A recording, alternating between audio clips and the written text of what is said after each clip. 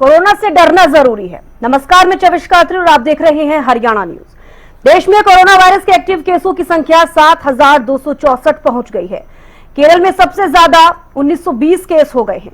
वहीं अब तक देश में कोरोना से 108 लोगों की मौत हो चुकी है।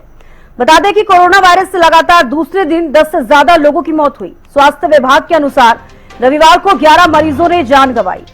वहीं हरियाणा में भी कोरोना के मरीजों की संख्या लगातार बढ़ती जा रही है। हरियाणा में कोरोना वायरस के एक्टिव केसों की संख्या 91 हो गई है।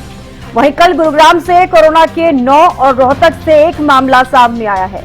तो आमतौर पर देखा जाए तो लगातार कोरोना के जो केसेस हैं हरियाणा में बढ़ते हुए नजर आ रहे हैं। अगर ऑल ओवर देश का जिक्र किया जाए तो सबसे ज्यादा केस केरल में देखे जा रहे हैं। इसके अलावा 7,000 के भी पार कोरोना के केसेस पहुंच गए हैं।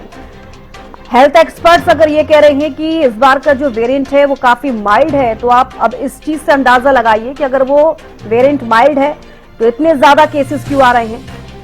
अब ये भी एक आंकड़ा सामने आया है कि पर डे का अगर हम जिक्र करें 400 केसेस पर डे मिल रहे हैं, तो ये संक्रमण तेजी से फैल रहा है। जनवरी से अब तक अगर हम बात करें 2023 में जब JN.1 ये नया वेरिएंट आया कोरोना का, तो 2025 में अब इस वेरिएंट के तमाम केसेस सामने आ रही हैं। जनवरी से अब तक 7,000 से भी ज्यादा केसेस देखने को मिल रहे हैं। तो देखिए, कोरोना से बचाव के भी कई चीजें हम आपको बताते हैं। सोशल डिस्टेंसिंग सबसे ज्यादा जरूरी हो जाती है, क्योंकि संक्रमण को कैसे रोका जाए ये एक बेहद जरूरी है और बेहद महत्वपूर्ण है और आपको भी ये समझने की जरूरत है।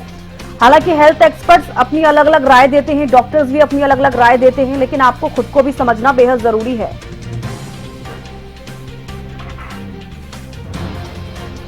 तो चलिए, डॉक्टर सतवीर चौधरी पूर्व डीजी हेल्थ हमारे साथ फोन लाइन पर जुड़ गए हैं। डॉक्टर सतवीर जी, बहुत स्वागत है हरियाणा न्यूज पर आपका।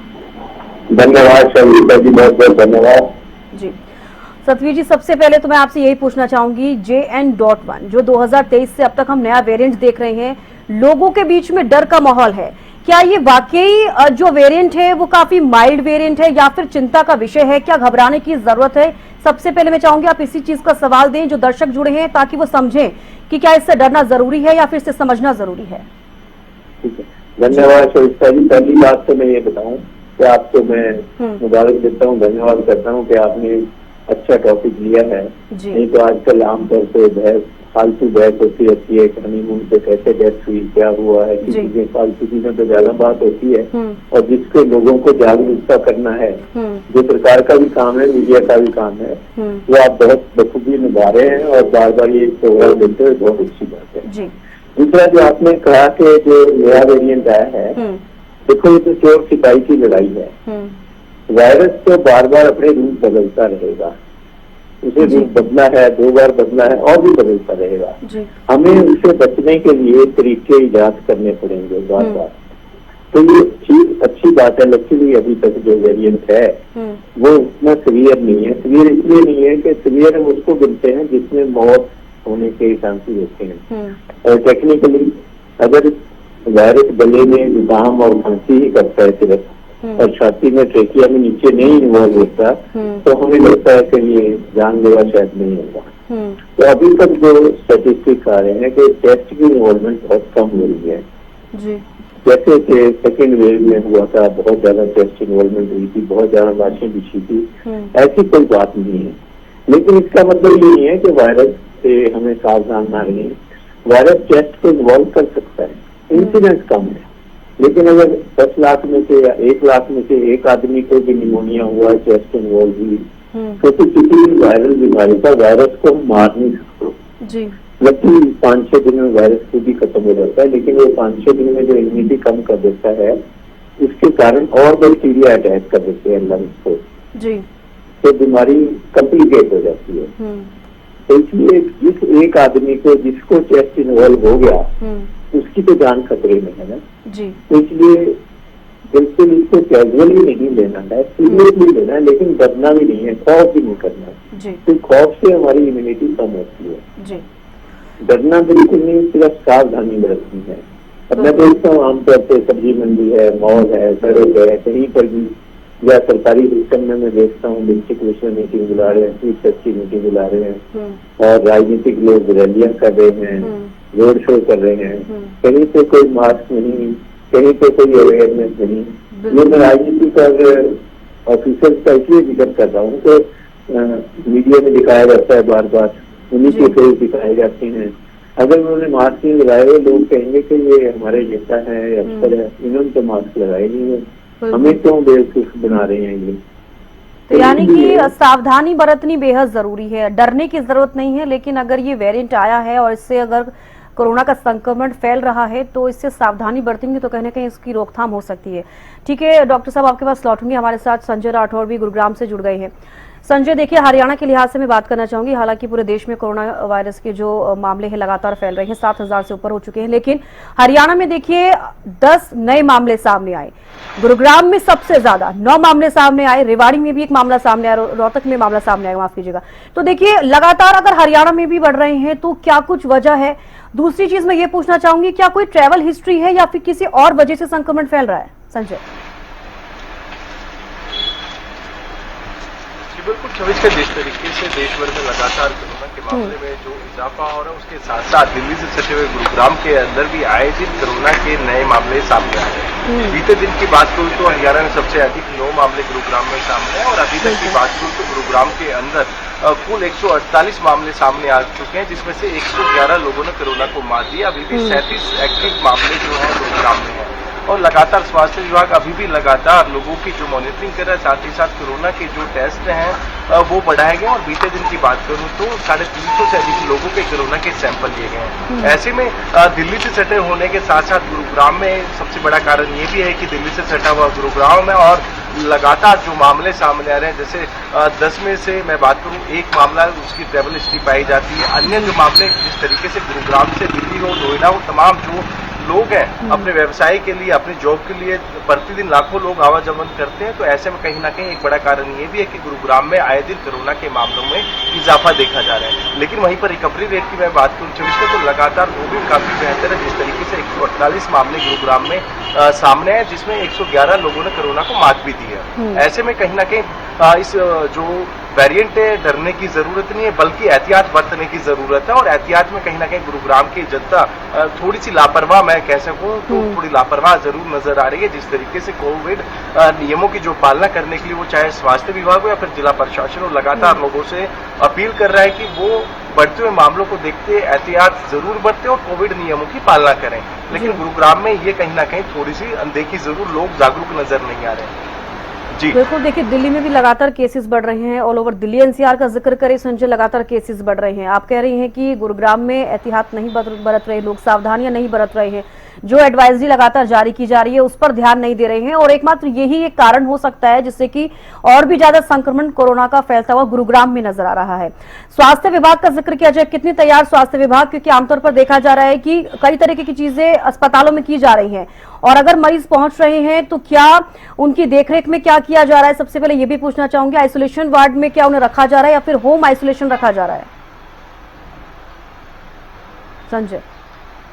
जी बिल्कुल, स्वास्थ्य विभाग जिस तरीके से जब पहला मामला आया था उससे पहले कहीं ना कहीं दिल्ली से सटे होने के साथ साथ गुरुग्राम के तमाम अस्पताल पूरी तरीके से तैयार हो गए थे। तो वहीं पर स्वास्थ्य विभाग के द्वारा तमाम प्राइवेट अस्पताल को जरूरी दिशा निर्देश दिए गए थे। तो वहीं पर सामान्य अस्पताल के अंदर भी आइसोलेशन जो वार्ड है वो बनाया गया और सबसे बड़ी बात यह है कि यदि कोई भी कोविड पॉजिटिव पाया जाता है तो सबसे पहले प्राथमिकता यही रहती है कि उसको होम आइसोलेट करें और साथ ही साथ जो परिवार के अन्य सदस्य हैं उनके भी सैंपल कलेक्ट किए जाए, जिससे कि उनके अंदर यदि कोरोना के जो लक्षण है पाए जाते हैं तो उनको भी होम आइसोलेट किया जाए। अब ऐसे में प्राइवेट अस्पतालों को भी जरूरी दिशा निर्देश दिए गए हैं, तो वहां पर भी आइसोलेशन वार्ड बना दिए गए हैं। यदि कोरोना के मामले गुरुग्राम में अधिक आते हैं तो ऐसे में स्वास्थ्य विभाग पूरी तरीके से अलर्ट मोड पे नजर आ रहा है। तो वहीं पर लगातार लोगों को जागरूक करने के लिए विभिन्न जो कार्यक्रम है वो चलाए जा रहे हैं। तो वहीं पर सामान्य अस्पताल के साथ साथ सेक्टर 31 पॉलीक्लिनिक में कोविड के जो टेस्ट है वो बढ़ा दिए गए हैं और बीते दिन की बात करूं तो 371 लोगों के कोरोना के सैंपल गुरुग्राम में कलेक्ट किए गए हैं। संजय, लौटूंगे आपके पास। हमारे साथ डॉक्टर सतवीर जी भी जुड़े हुए हैं। डॉक्टर साहब देखिए, अभी आपने जिस तरीके से जिक्र किया कि ज़्यादा खतरनाक तो ये वेरिएंट नहीं है, लेकिन इसको समझने की ज़रूरत है। आप खुद का ख्याल रखेंगे, सोशल डिस्टेंसिंग अगर आप इस चीज़ को समझते हैं, अगर आप करते हैं, भीड़ भाड़ वाली जगह पर नहीं जाते हैं, तो संक्रमण कम फैलेगा। और लेकिन मेरा एक सवाल ये भी है कि 7,000 से ज़्यादा केसेस पूरे देश में देखे जा रहे हैं। पर डे का आंकड़ा का जिक्र करें, 400 से ज़्यादा केसेस हो रहे हैं। आपने देखा हरियाणा में भी कितने ज़्यादा केसेस हो गए हैं, 91 अभी एक्टिव केस है कोरोना के।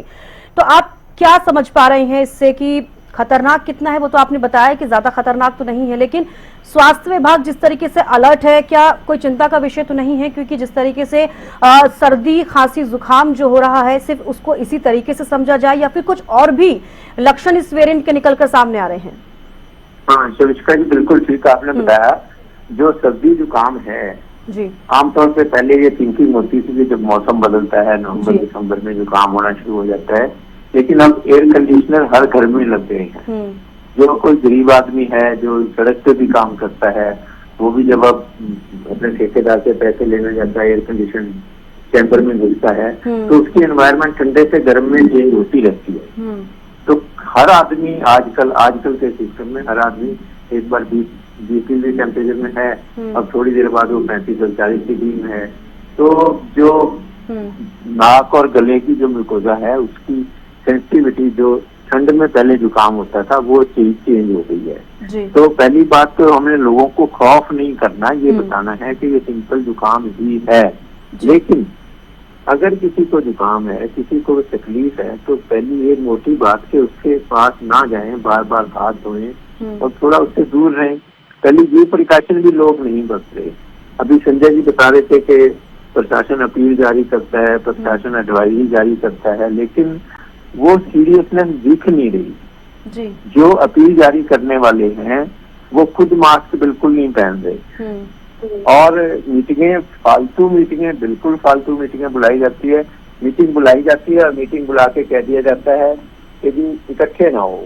फिर आपने मीटिंग समझते किस लिए, चाय किस लिए बुला रहे हो, फिर आप ये चीज ऑनलाइन ही बता देते। तो ये दिखना बहुत जरूरी है सरकारी सिस्टम में भी। बिल्कुल आप ये सही कह रहे हैं कि ये दिखना भी बेहद जरूरी है, क्योंकि हमने फर्स्ट वेव सेकंड वेव में देखा कि जब लोगों ने एहतियात बरते तो और लोगों ने भी, कहते हैं कि कुछ लोग जरूर ऐसे होते हैं जो इन चीजों को सीरियस नहीं लेते और उनकी वजह से संक्रमण और फैलता है। तो कहीं ना कहीं अगर कहते हैं कि अगर आप किसी की कॉपी भी कर लेंगे तो इसमें आपका ही फायदा है। अगर आप लोग मास्क लगा रहे हैं तो आप भी लगाइए ताकि आप सेफ रहें। लेकिन डॉक्टर साहब मेरा एक सवाल और भी है। अगर हम बात करें 24 घंटे के अब तक की, तो पूरे देश में 10 लोगों की जान चली गई है। एक तरफ कहा जा रहा है कि ये जो संक्रमण है ज्यादा खतरनाक नहीं है, माइल्ड है, इससे इतनी ज्यादा परेशानी नहीं हो रही है लोगों को।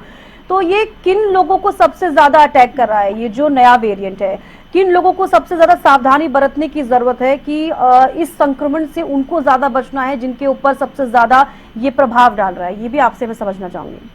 पहले तो मैं ये जो आप फिगर दे रहे हो जी, इसके बारे में थोड़ा स्पष्ट कर दूं। जो आप फिगर दे रहे हो इससे कहीं ज्यादा केसेस होने के चांसेस हैं। उसका मैं कारण बताता हूँ। नंबर 1 से जिसको कोई प्रॉब्लम है सभी टेस्ट नहीं करा रहे, ना सरकार इतनी स्ट्रिक्ट है कि उनको घर से बाहर निकाल के सबके टेस्ट करे, जैसे कोविड के पहले दूसरे तीसरे दौर में था। वो बात तो है नहीं, तो हर आदमी टेस्ट भी नहीं करवा रहा। और ये टेस्टिंग जो है पर्टिकुलर आदमी की नहीं हो रही। जरूरी नहीं है कि अब टेस्ट किसी को सिम्टम भी नहीं है उसका टेस्ट हो गया है तो वो नॉर्मली आएगा। तो ये जो टेस्ट जो है रिप्रेजेंटेटिव नहीं है। जितनी बीमारी टेस्ट में आ रही है उससे डेफिनेटली केसेस ज्यादा हैं। ये सच्चाई है, चाहे माने या ना माने जी।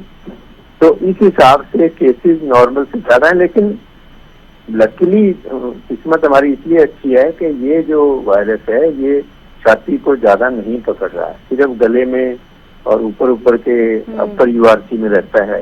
लेकिन फिर भी किसी आदमी को अगर 7-8 दिन साथ में बुखार हो या उठने में दिक्कत हो, उसको ज्यादा थकान महसूस हो रही हो, ऐसे कोई सिम्टम हो तो उसको तुरंत टेस्ट कराना चाहिए। लेकिन सच्चाई ये है कि टेस्ट लोग नहीं करवा रहे। अभी वो सिचुएशन दिख नहीं रही कि लोग उतने टेस्ट करा रहे हों और सीरियसनेस दिख रही हो। तो सीरियसनेस नहीं दिखी। सीरियसनेस दिखनी भी चाहिए और होनी भी चाहिए, तभी बात बनेगी। सिर्फ कागजों में आइसोलेशन वार्ड बना रखा है जी, अपील जारी कर रखी है, एडवाइजरी जारी कर रखी है, उससे बात नहीं बनेगी। क्योंकि कोई भी बीमारी आफ्टर है तो संक्रामक रोग ही, संक्रामक रोग फैल तो सकता ही है, हवा से ड्रॉपलेट से फैल रहा है तो फैल तो कभी भी सकता है। तो उसकी प्रिकॉशन लेनी जरूरी है और दिखनी भी जरूरी है। बिल्कुल, तो आप ये बिल्कुल सही कह रहे हैं कि लोग सीरियस ही नहीं है इस चीज को लेकर। अगर लोग सीरियस नहीं होंगे तभी संक्रमण सबसे ज्यादा इसीलिए भी फैल रहा है, सोशल डिस्टेंसिंग का ध्यान लोग नहीं रख रहे हैं। और आपने एक सबसे सही बात कही है कि अगर लोगों को तबीयत खराब है, चाहे वो खांसी जुकाम ही क्यों ना हो, सर्दी ही क्यों ना हो, तो लोग टेस्ट भी नहीं करा रहे हैं। तो ऐसे में उनको खुद को नहीं मालूम है कि उनको कोरोना हुआ है, और आप अगर अपने घर में रह रहे हैं, दूसरे लोगों को भी आप टच कर रहे हैं, अपने परिवार के लोगों के साथ आप रह रहे हैं, तो हो सकता है कि उनको भी उस चीज से हो रहा है, इसीलिए केसेस सबसे ज्यादा बढ़ रहे हैं। ये एक वजह हो सकती है डॉक्टर सिंह। बिल्कुल बिल्कुल ठीक बताया आपने जी कि टेस्टिंग बहुत कम हो रही है और रिप्रेजेंटेटिव टेस्टिंग नहीं हो रही। तो प्रिकॉशन लेना जरूरी है। वो बहुत ज्यादा फर्क नहीं पड़ता, किसी को खांसी जुकाम है, ऐसे सिम्टम है तो हम ये मान के चल सकते हैं कि हो सकता है इसको कोरोना हो, उसमें बार बार हाथ धोएं, उससे डिस्टेंस रखें और वो आदमी भी भीड़ भाड़ वाले इलाके में ना जाए, ज्यादा इंफेक्शन ना करे और उसके साथ भी लोग ना ज्यादा आए तो भी इससे बहुत बचाव हो सकता है। बाकी सबको पता है 6 फुट की दूरी रखनी है, भीड़ भाड़ वाले इलाके में नहीं जाना और बिना जरूरत के मीटिंग नहीं कॉल करनी, ये सब क्योंकि कोरोना का दौर 3-4 साल चला है, सबको ये प्रिकॉशन सबको जुबानी याद है, पता है सबको। लेकिन सीरियसनेस दिखानी पड़ेगी सरकार को, बताने वालों को। अब जैसे डिस्प्ले बोर्ड होते हैं अखबारों में, एडवर्टाइजमेंट होती है, जब थोड़ा सा सीरियसनेस होना शुरू होगा फिर वो आने शुरू हो जाएंगे। या फोन की जो बेल जाती है, ठीक है ये जरूर जा रहा है कि अभी आपका पैसे का फ्रॉड हो सकता है अमिताभ बच्चन की आवाज में, तो इस टाइप की चीजें शुरू हो जानी चाहिए। अवेयरनेस करने में कोई हर्ज नहीं है। बिल्कुल, तो आप जो कह रहे हैं वो ये बिल्कुल सही कह रहे हैं डॉक्टर साहब। जिस तरीके से ये जो आप अवेयरनेस का जिक्र कर रहे हैं, मेरे हिसाब से मुझे भी यही लग रहा है, हालांकि लोगों को भी सोचने की जरूरत है कि जो अवेयरनेस है ना, इसी की सबसे ज्यादा कमी है और इसीलिए संक्रमण सबसे ज्यादा अब फैलता हुआ नजर आ रहा है। हालांकि जनवरी से अब तक हम देख रहे हैं, जनवरी से लेके मार्च अप्रैल तक इतने केसेस नहीं थे, लेकिन सिर्फ मई के बाद से जून जब स्टार्ट हुआ सबसे ज्यादा केसेस अभी देखने को मिल रहे हैं। चलिए लौटूंगे आपके पास, हमारे साथ रजत सिसोदिया भी बल्लभगढ़ से जुड़ गए हैं। रजत, देखिए फरीदाबाद का मैं जिक्र करूंगी, बल्लभगढ़ का जिक्र करूंगी। फरीदाबाद में तो देखिए जब हरियाणा में कोरोना एक्टिव हुआ तो कहीं ना कहीं आपने देखा कि गुरुग्राम और फरीदाबाद में सबसे ज्यादा केसेस देखने को मिले। फिलहाल क्या कुछ स्थिति? जी जब इसका आपको बता दें कि लगातार जो कोविड है उसके पेशेंट्स बढ़ते जा रहे हैं और डेली 3 से 4 नए मरीज जो हैं सामने देखने के लिए मिल रहे हैं। तो कहीं ना कहीं लोगों के अंदर अभी जो अवेयरनेस है वह नहीं पहुंच पाई है। कहीं ना कहीं लोगों को ये संदेश नहीं मिल पाया है कि जो कोरोना है वह एक बार फिर जो है रफ्तार पकड़ रहा है, जिसके कारण जो आए दिन जो कोविड के पेशेंट्स हैं वह लगातार बढ़ रहे हैं। अगर अभी तक की फरीदाबाद में बात की जाए तो 90 से अधिक जो पेशेंट्स हैं वह देखने के लिए मिले हैं। हालांकि प्रेजेंट में अगर एक्टिव केसेस की बात की जाए तो कम है, लेकिन लगातार जो पेशेंट्स की संख्या है वह बढ़ रही है। हालांकि डॉक्टर्स भी लगातार लोगों से यही अपील करते हुए नजर आ रहे हैं कि भीड़ भाड़ वाली जगहों में जाने को अवॉइड करें। अगर वहां पे जाना जरूरी है तो जो मास्क है उसको लगा के जाए। हालांकि डॉक्टरों का ये भी कहना है कि पैनिक होने की जरूरत नहीं है, क्योंकि अभी जिस तरीके से कोविड के पेशेंट्स की जो संख्या बढ़ रही है वह कहीं ना कहीं अभी नियंत्रण में है। लेकिन कहीं ना कहीं अभी जो लोग हैं उनको खुद से अवेयर होने की काफी जरूरत है, क्योंकि